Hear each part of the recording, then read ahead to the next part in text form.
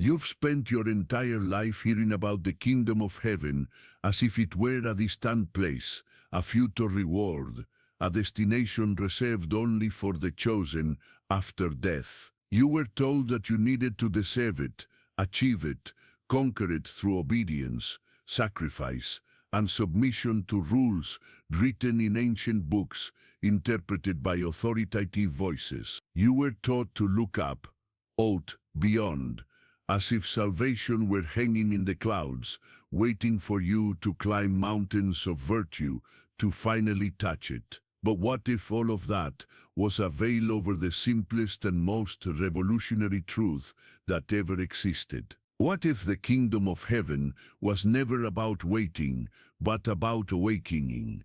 What if it was never up there, but always here, now, inside you, pulsing with every beat of your heart?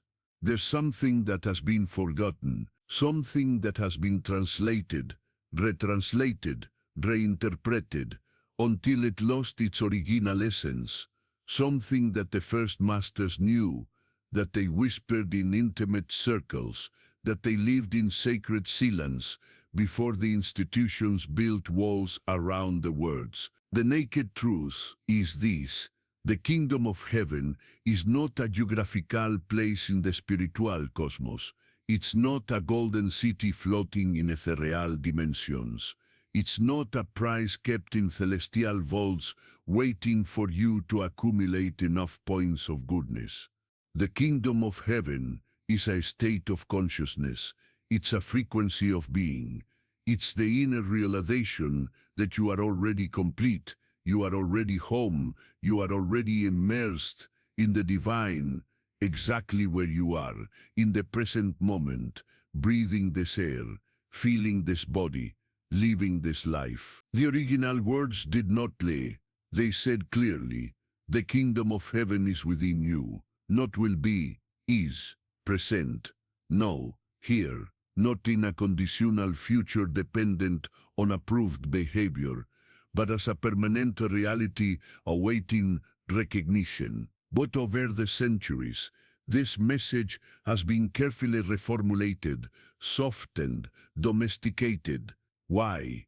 Because a truth of this magnitude is dangerous for structures that depend on your external search, your sense of incompleteness, your need for intermediaries between you and the sacred. If you discovered that you already possess what you seek, that you are already the living temple of the divine, that you already carry within you the complete and whole light, you would no longer need anyone to tell you how to find God. You would no longer need anyone to tell you how to find God. You would become the very embodiment of the answer. Breathe now, hus onth, slowly. Feel the air entering through your nostrils, filling your lungs, expanding your chest. Hold it for a moment. Now release, slowly, letting the air out like a tide returning to the ocean. In this simple act of breathing, you have just participated in the mystery that the scriptures call the breath of life. The same breath that animated the first human being, the ancient stories say, is what keeps you alive now. It's not a metaphor, it's literal. You are breathing the divine every second. The kingdom is not distant. It is entering and leaving you at this very moment. The ancient texts are full of clues hidden in plain sight. The kingdom of heaven is like a mustard seed, said the Master, the smallest of all seeds, but which grows and becomes the largest of trees. What does that mean? It means that the kingdom is already planted inside you as a tiny, almost imperceptible seed, waiting only for you to give it attention, water, inner light, so that it can expand and flourish. You don't need to import it from outside. You need to cultivate it from within. The kingdom of heaven is like a treasure hidden in a field. He also said, a man finds the treasure, sells everything he has, and buys that field. Why is this story so important? Because the field is you, your body, your mind, your conscious experience. The treasure is already there, buried under layers of conditioning, fear, distraction, and belief in separation. And when you finally find it, when you recognize that the divine dwells in your own inner land, you are willing to abandon all old beliefs, all external searches, all the false maps that led you away from home. But the church, the institutions, the self-proclaimed guardians of spiritual truth, do not explain this. They cannot, because their authority depends on your endless search, your never-satisfied spiritual hunger, your belief that you are separate from the sacred and need doors, rituals, permissions, and intermediaries to approach it. They built magnificent cathedrals pointing to the sky, and you learn to look up, at the towers, at the stained glass windows, at the elevated altars, where only the anointed can tread. But the true temple is not made of stone. Destroy this temple, and in 3 days I will rebuild it, said the master. And they did not understand. He spoke of the body, of the being, of the living consciousness. The temple is you, always was, always will be. Think about how many times you've heard about the kingdom of heaven as a future promise. If you're good, you'll get there. If you follow the rules, you'll receive entry. If you believe correctly, you will be saved. Conditional, future, external. But the original words were different. The kingdom of heaven is near. It will not come. It is here, now, within your reach. Not in the sense of a spatial proximity, but in the sense of immediate availability. It's like you're inside an ocean looking for water. It's like you're breathing, but looking for air. The kingdom doesn't need to come to you. You are already immersed in it. You just don't recognize it because you were taught to look in all the wrong places. There is a reason why so many spiritual traditions, besides institutional Christianity, speak of the same truth, using different words. Buddhists speak of the Buddha nature, inherent in all beings. Hindus speak of Atman, the true self that is identical to Brahman, the ultimate reality. Sufis speak of the beloved, who lives within the sacred chamber of the heart.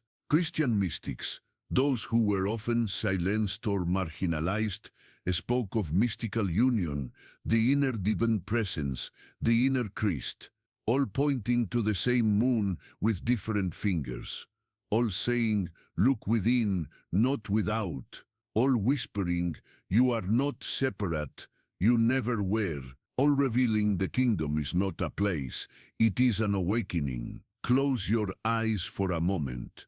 Coast experience.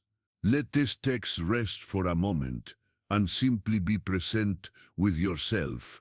Observe the darkness behind your eyelids. Observe the thoughts that float like clouds passing through the sky of your consciousness. Don't try to control them. Just observe. Now bring your attention to your heart, not the physical organ, but the center of your chest, that space that seems to expand when you feel love or gratitude. Breathe into that space. Imagine that each inhale brings golden, warm light to that center. Each exhale releases tension, fear, doubt. Inhale light, exhale separation. Inhale presence, exhale past and future. Continue for a few breathing cycles, 6 breaths, slow, deep, conscious. What you have just experienced, even if subtly, is a gateway to the kingdom, because the kingdom of heaven, in its purest essence, is the experience of being fully present, fully aware, fully connected with the source of life that pulsates through you. It's not an intellectual belief. It is not accepting a doctrine. It is a lived experience.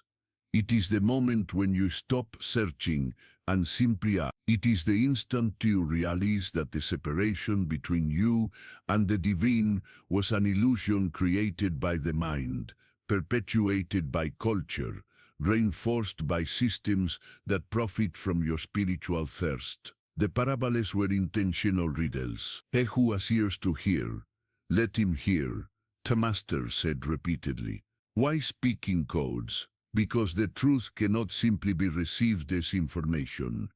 It needs to be discovered, realized, experienced. When he spoke about the prodigal son who returns home and is welcomed with a feast by his father, it was not telling a moralizing story about repentance. It was revealing the eternal pattern. You left the consciousness of unity, wandered through the land of separation, suffered in the illusion of being alone and forgotten. And now you can return at any moment to the Father's house, which was never a physical place, but the state of consciousness of union with the All. And when you return, there is no judgment, no punishment. There is celebration. Because what was lost was found. What was dead came back to life. Not literally, but consciously. You are not learning something new. You are remembering something old. You are recognizing something you have always known on some deep level, but have been trained to forget. Conditioning begins early. You learn that you are a separate individual, an isolated ego, a finite body walking through a hostile material world, where the sacred is locked in specific places, accessible only through approved channels. But before that conditioning, when you were a young child, there were moments of pure presence. Moments when you watched a leaf falling and the whole universe was contained in that movement. Moments when you laughed for no reason, just because existing was enough. Those moments were glimpses of the kingdom, not because you were innocent or ignorant, but because you had not yet built the mental walls that create the illusion of separation. The kingdom of heaven is not reached. It is recognized. It is not conquered. It is accepted. It is not built. It is revealed, like the sculptor who sees the statue inside the marble and simply removes the excess. You don't need to add anything to enter the kingdom. You need to remove the layers of false belief, of identification with the limited, of attachment to the story of separation that you carry as a second skin. And what remains when you have the layers removed? Pure consciousness, luminous presence, objectless love, pieces without an external cause. The kingdom in all its silent glory. There's a powerful phrase that is rarely explored in its radical depths. The kingdom of heaven suffers violence, and the violent take it by force. That sounds contradictory to the message of peace, doesn't it? But the violence here is not against others. It's against illusion itself.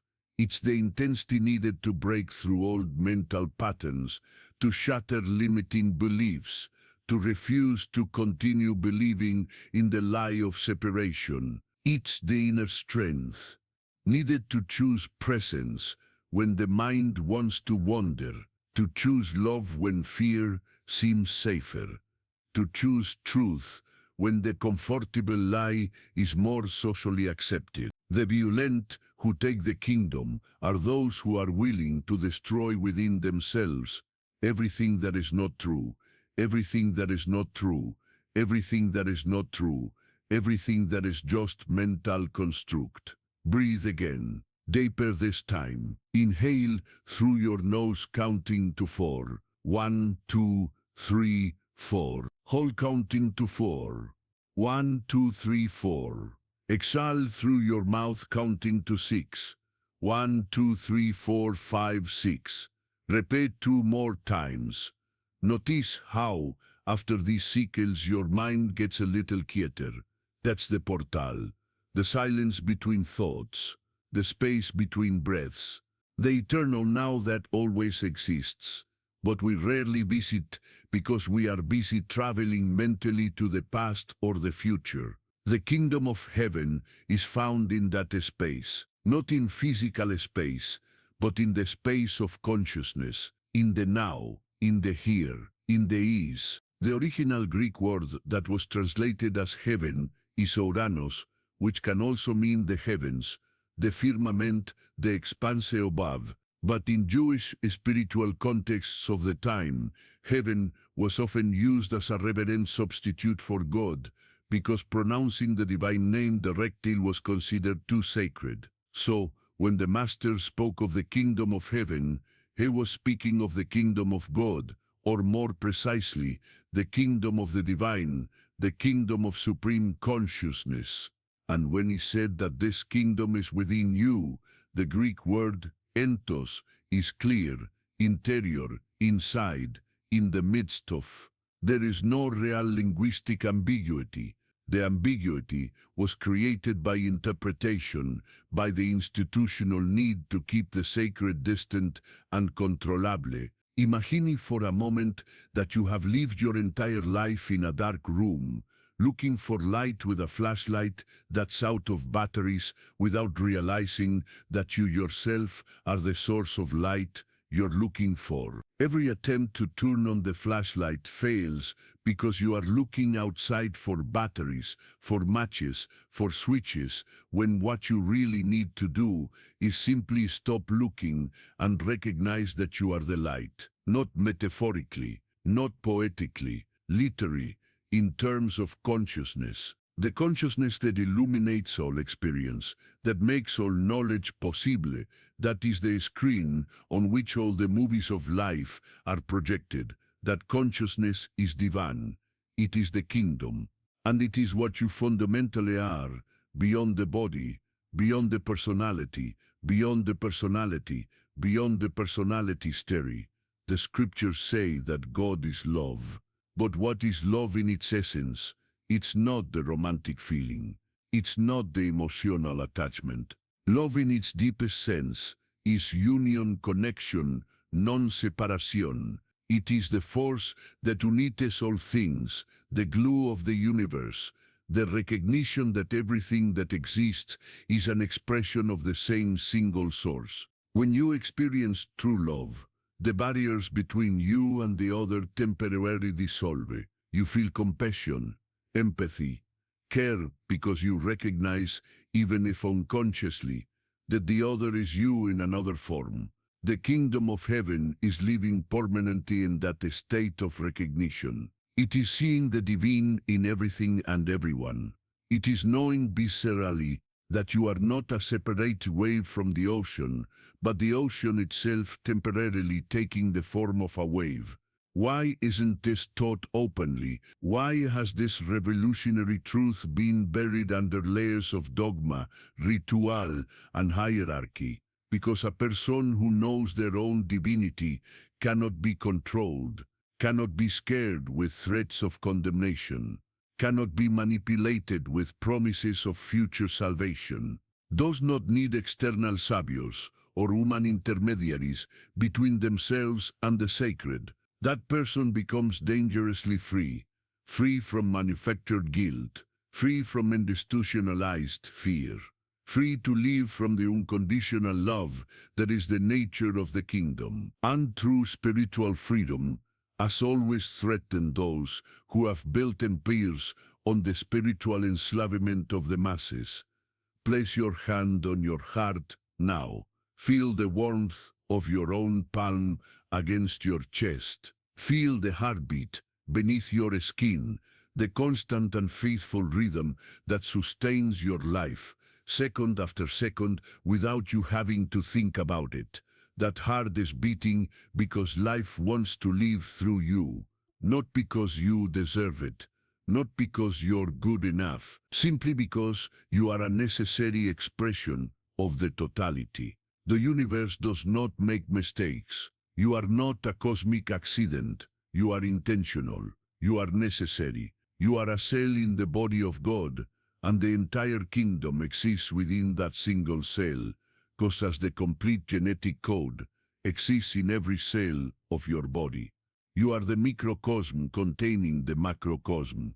You are the hologram containing the entire image. You are the kingdom of heaven disguised as an ordinary human being. The Beatitudes gain new meaning when viewed through this lens. Blessed are the poor in spirit, for theirs is the kingdom of heaven. Who are the poor in spirit? Not those with little spirituality, but those who have emptied their minds of rigid certainties, of unquestionable dogmas, of spiritual arrogance. They are those who come with empty hands and open hearts, ready to receive the truth directly, without filters of prefabricated belief. Blessed are the poor in heart, for they will see God. Purity of heart is not moral perfection. It is sincerity. It is inner integrity. It is the alignment between what you think, say, and do. And when that alignment exists, when you live from deep authenticity, you see God, not as an external figure, but as the presence that permeates all things, including yourself. Have you ever had a moment when time seemed to stop, when you were so absorbed in something beautiful, a sunset, a song, an embrace, an instant of deep connection, that everything else disappeared? In those moments, you weren't thinking about the past or planning the future. You were completely present, and in that total presence, there was peace. There was peace. There was fullness. There was a sense that everything was all right, exactly as it was. These moments are windows to the kingdom. They are direct experiences of the state of consciousness that the Master was trying to point to. And the good news is that you don't have to wait for special circumstances to access this state. You can choose it now, always now, because now is all that exists. Breathe on the more. Inhale deeply, and as you exhale, release any tension that you are holding in your body. Release any judgment you are carrying about yourself. Release any belief that you are not enough, not worthy, not capable of accessing the divine directly. These beliefs are just clouds passing through the sky of your consciousness. They are not you. The sky remains pure and clear, whether there are clouds or not. You are the sky, not the clouds. You are the consciousness, not the thoughts. You are the kingdom, not the ego that seeks the kingdom. The transformation that the Master taught was not about becoming a different person. It was about recognizing who you always were beyond the masks. Being born again did not mean literal reincarnation or religious conversion. It meant a radical shift in identity, from identifying with the limited body-mind to identifying with unlimited body-mind to identifying with unlimited consciousness. From seeing yourself as a separate mortal creature to recognizing yourself as an eternal expression of the divine. This is the true baptism. Not water on the forehead, but the immersion of consciousness in its own true nature, the death of the old understanding and the birth of clear perception. What changes when you recognize that the kingdom of heaven is within you? Everything and nothing. Your external circumstances may remain the same, but your relationship with them transforms completely. You are no longer at the mercy of the world. You are no longer waiting for external conditions to align perfectly so that you can finally be happy, finally be complete, finally be at peace. You discover that peace is your fundamental nature, that completeness is not something to be achieved, but something to be recognized, that you have always been whole, always been enough, always been exactly what you needed to be. This doesn't mean you stop growing, learning, evolving. It means you grow from fullness, not from lack. You move from love, not from lack. You move from love, not from fear. You act from inspiration, not from compulsion. And your actions in the world become natural expressions of the kingdom within, rather than desperate attempts to fill a void that you believe exists within you. You stop trying to reach God and start living as God lives through you, not with arrogance, but with profound humility, because you recognize that the same divine presence dwells in all beings. The kingdom in you is the same kingdom in everyone else. Now, sit in silence for a few moments. Let these words penetrate deeper than intellectual understanding. Let them touch something in you that knows this is true, that has always known, that was just waiting for permission to believe what it already knew. Close your eyes again. Place both hands on your heart. Breathe slowly and deeply, and silence earn of you. Softly, to yourself, repeat these words: the kingdom is within me. I am not separate. I am the presence I seek. I am the home to which I return. I am the love I seek in the world. I am the peace I seek in circumstances. I am the living temple of the divine. Do not force these words. Let them resonate gently. Let them rest in you like seeds planted in fertile soil. The return to the kingdom is not a journey of 1,000 steps. It is a single step, a single shift in perception, from belief in separation to recognition of union, from external search to internal discovery, from the future to the now, and this step can be taken at any moment. It requires no elaborate preparation. It requires no years of ascetic practice. It requires no approval from external authorities. It requires only will to see, will to let go, will to accept that you already are what you seek, will to rest in the truth that you are loved infinitely, not for something you have done, but for what you are essentially. The doors of the kingdom have never been closed. We have only learned not to see them. We have learned to look in all directions except within. We have learned to trust external voices more than the still, a small voice of inner wisdom. We have learned to seek validation from systems and structures that could never validate what is already valid by nature. But now, in this moment, you have the opportunity to remember, to recognize, to return, not to a physical place, but to a state of being, to the awareness that you always have been, are, and always will be an inseparable part of the sacred whole. When you live from this awareness, your life becomes a testament to the kingdom, not through preaching or proselytizing, but through the quality of your presence, through the peace you carry, through the love you radiate, through the compassion you naturally express. You become a light that does not need to announce its luminosity. It simply shines.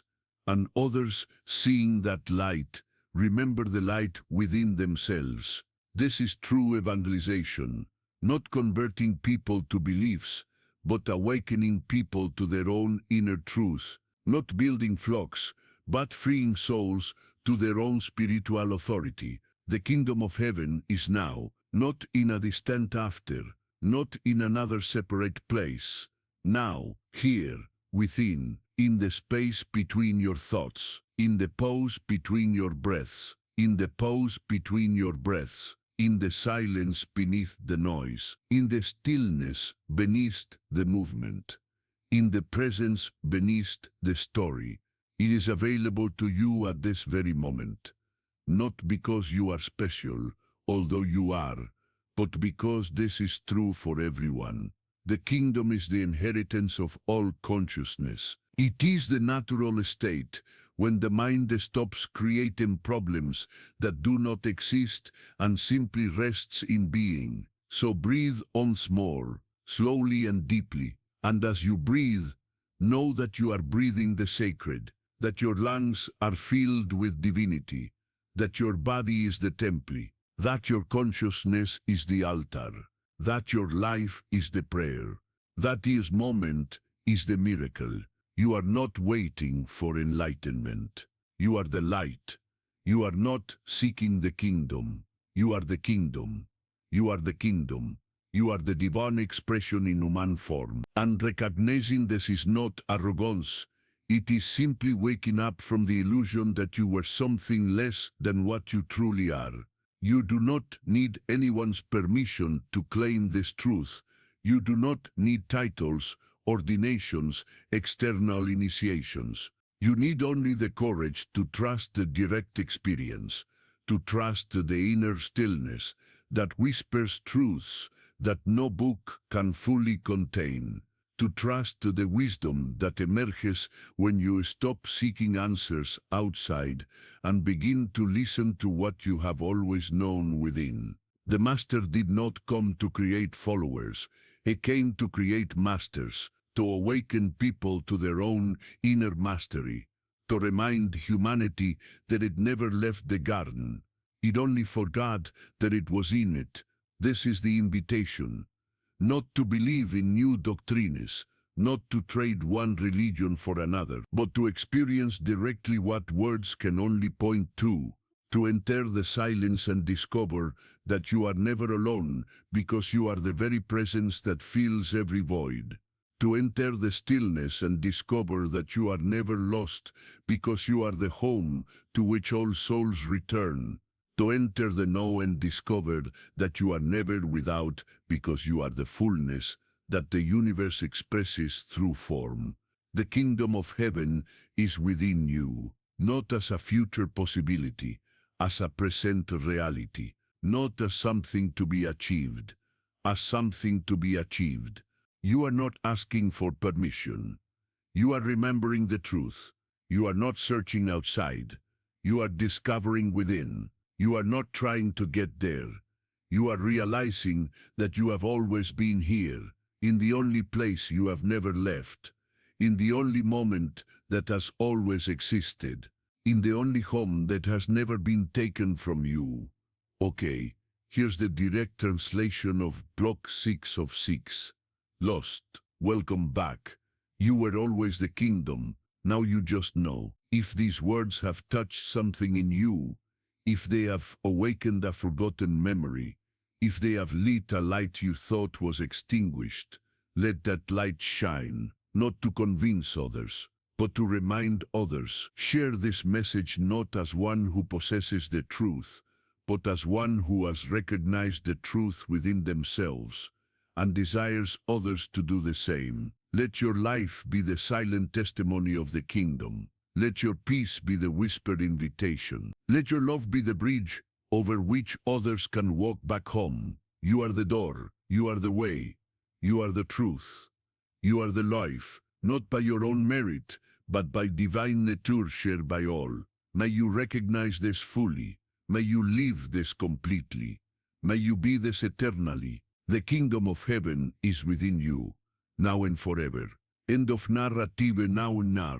Here's a culturally adapted version for an English-speaking audience. It focuses more on general resonance and less on specific replacements, since the original is already somewhat universal in its message. There are no character names or places to adapt, but I will subtly adjust some phrasing for better flow and impact. The core message and tone will remain the same. Lost, welcome back. You were always the kingdom, you just didn't know it. Now you do. If these words resonated with you, if they stirred a long dormant memory, if they rekindled a light you thought had gone out, let that light shine. Not to convert others, but to remind them. Share this message, not as someone who holds the truth, but as someone who has recognized the truth within and wishes for others to do the same. Let your life be a silent testament to the kingdom. Let your peace be a whispered invitation. Let your love be the bridge by which others can journey home. You are the door. You are the way. You are the truth. You are the life. You are the truth. You are the life. Not through personal achievement, but through the shared divine nature of all. May you fully realize this. May you completely embody this. May you eternally be this. The kingdom of heaven is within you, now and always. End of narrative.